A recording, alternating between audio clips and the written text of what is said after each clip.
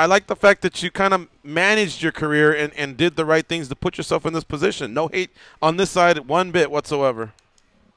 Yeah, I don't know who would hate. I mean, I haven't got too much hate at all. I don't know what you can really hate on. For me, it's, I said it's instead of the R word, I call it a positive promotion. And, in this fight game, who knows, man? Is it my last one, or was my last fight the last one? I don't know. You come in and out. But right now, I was kind of backed in a little bit of a corner, signing my likeness and another UFC contract, and there's no way I could step away from what I'm doing right now. It just doesn't make sense, man. I heard the latest. It was either the latest. You may have just dropped another one, but I heard the one where you were talking about all this, and you sounded dead serious. The Fighter and the Kid is blowing up so much that you believe your T-shirt sales exceed what the UFC is doing with Reebok. That's how confident you are. Like that's how much your show's blowing up.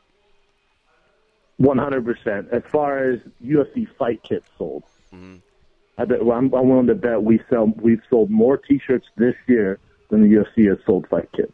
Wow. Damn. Do you make more money doing what you do right now than fighting? Yeah, not even close. Not even close. You didn't even hesitate. No.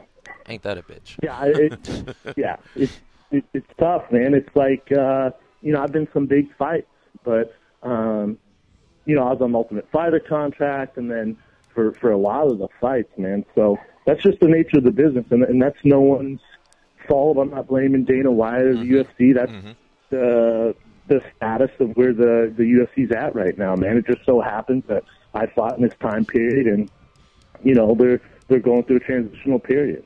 Brendan, what switched, speaking of Joe Rogan, when he had that heart-to-heart with you about a year ago, and it sounded like hey, you weren't done one bit, and now, it looks like that you could be.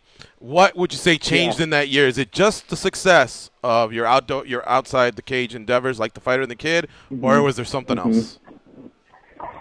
That Joe Rogan stuff, me and Joe have talked to, that's what people don't realize. Joe's a very close friend. I talk to Joe damn near every day. So, me and Joe have had this conversation before. Never like that, you know what I'm saying? Never like to that degree. But, we've been talking about it for a while. Him, Callan, some other buddies. So,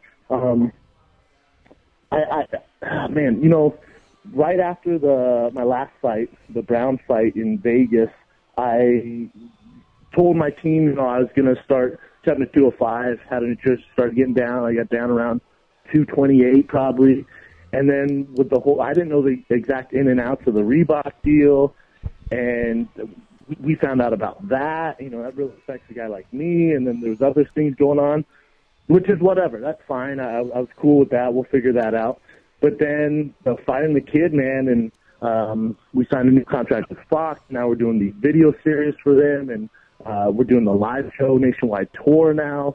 I have another show that I landed, which I can't talk about right now. So just all this, like I said, the perfect storm just hit, and it was like, all right, we'll get punched in the face, and I weighed things. And I have a kid on the way coming in late February. So like I said, it's just a perfect storm, and I weighed, best, worst case options if I continued fighting, and it's not a pretty road, man.